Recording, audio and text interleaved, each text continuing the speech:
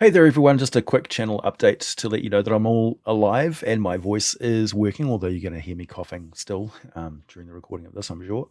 Case in point. So I can't really do a lot of live streaming and stuff because it would just devolve into coughing fits and things. And I've missed you all very much. But I have been releasing that Patreon recordings of me doing audiobooks from like 1 or 2 years ago. And I'm very, very thankful for everybody who watched that and have enjoyed it. It's not my usual content. I understand this, and thank you for understanding that it's just a stopgap measure while I was recovering from an illness, because I don't have any safety net. If I don't produce videos and stuff, I starve. So just to let you know what I'm working on in the background and have been working on. Of course, it's not just like a cough. I have been like genuinely sick and not working. So yeah, but I do have most of the video on the Leonin. The script is pretty much done with that. I just need to put it all together and record it. Then the Zitchil, an insectoid race from Spelljammer.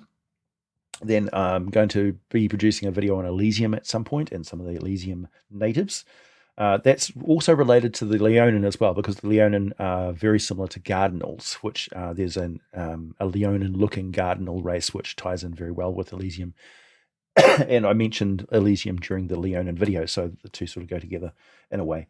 And I've been meaning to get around to doing Elysium for a long time because it's one of my favorite planes of existence. And that's one of the things with my channel is like some of the topics that I feel most passionately about are some of the slowest things for me to approach because I want to do a really good job of them. After that, I'm thinking about looking into Mechanus, the little known race of the Petch, which are these humanoids who live underground, because there's a lot of talk about there's not enough good underground races in D&D.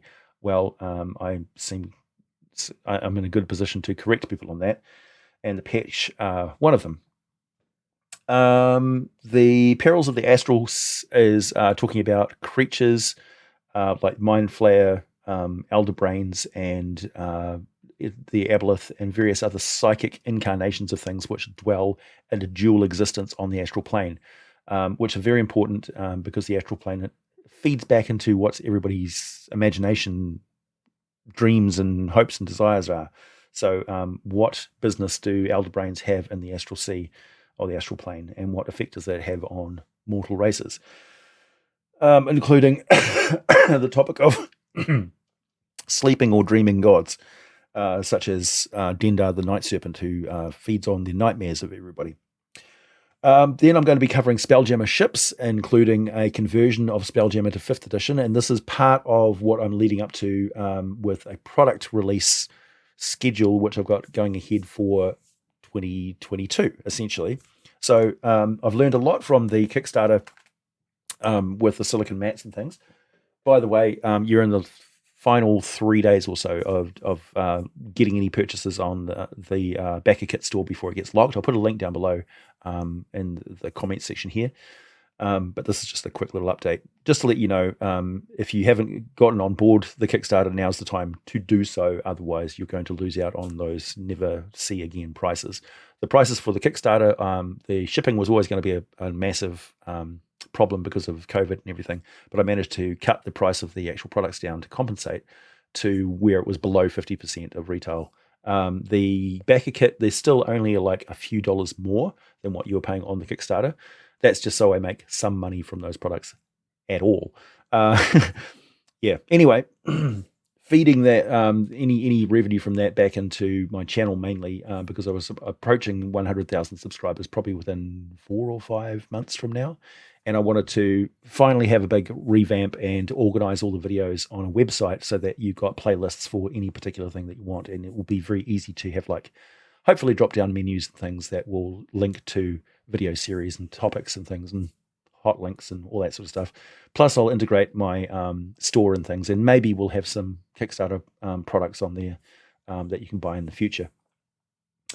That being said, the next Kickstarter thing that I want to produce is a book. Obviously, a book would be what everybody would expect me to produce, I would imagine.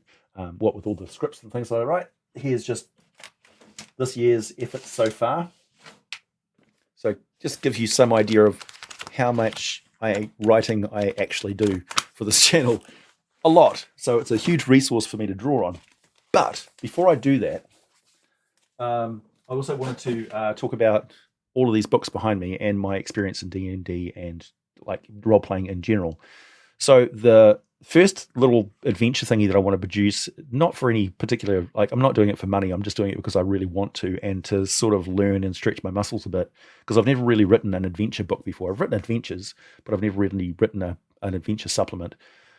I want to cover Fraggle Rock because I don't think anybody has really done Fraggle Rock for 5th edition. I know it's like a kids show and stuff, but it was massively cool. It ran for 96 episodes. It was a truly international effort.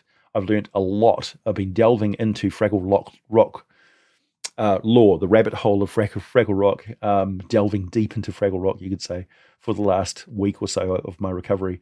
And it's way more interesting than you think. Like they've got so many elements, which just perfect role-playing material, and you can slot it into a situation anywhere. So I'm going to be talking about, the Fraggle Rock's past, the origin of the Fraggles, the Gorg, my theory on the Wombles, and Anam Allfather. It's going to be like truly my style of DMing is quite slapstick and tongue-in-cheek, and I play games for a lot of comedic value. And Fraggle Rock will be a good reflection of that, I think, and just basically simple. Like you've got all the mechanics for running D&D 5th edition.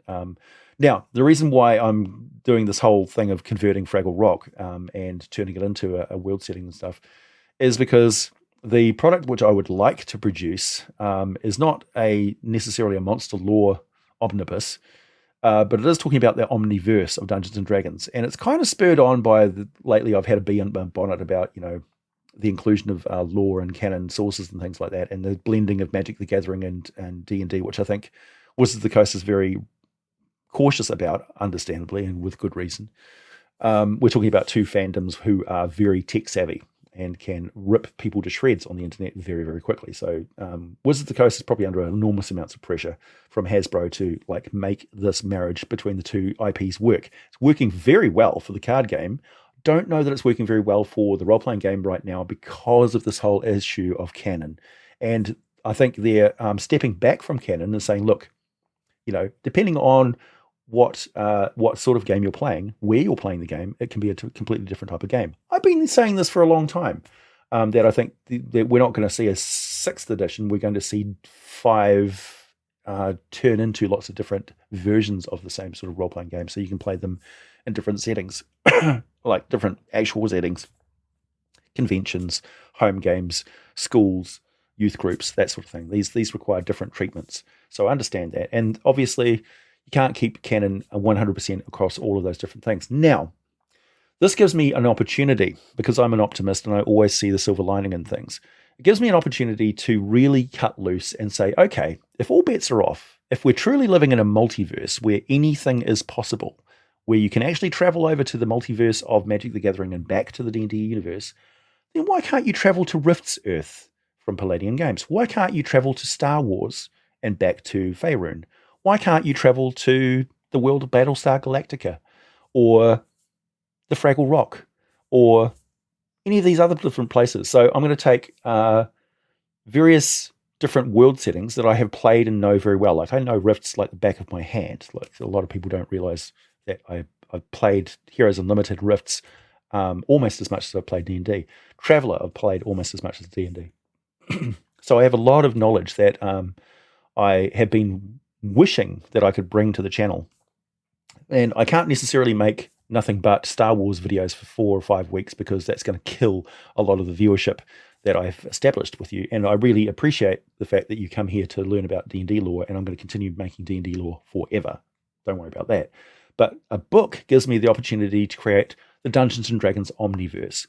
So it will be a few chapters on, okay, let's say your characters go to Warhammer 40k briefly for one adventure because they stepped through the wrong portal. How do you handle that in 5th edition? And I will show you just how easy it is.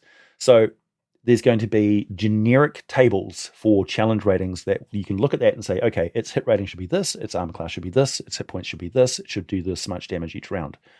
Then you can apply whatever templates from that setting that you want. So yeah, that's my plan. Anyway, whether that actually happens or not, because it's a massive project, depends on how many different world settings I include, and also just talking about, monsters and things like that, how I'm going to put together this book in a way that makes it interesting to read and not just like a dry resource for somebody to convert stuff, because that's not really what I'm about. I'm talking about what is a Dungeons and Dragons omniverse? What is the true potential of a role-playing game where you can literally go anywhere into any story, into any established role-playing setting that you want, and play games with characters that you love? Because I think that's a possibility that we need in 5th edition that we haven't seen so far. Anyway, I'm alive. Thanks for watching, and I'll have more videos for you very soon. First up, the Leonin.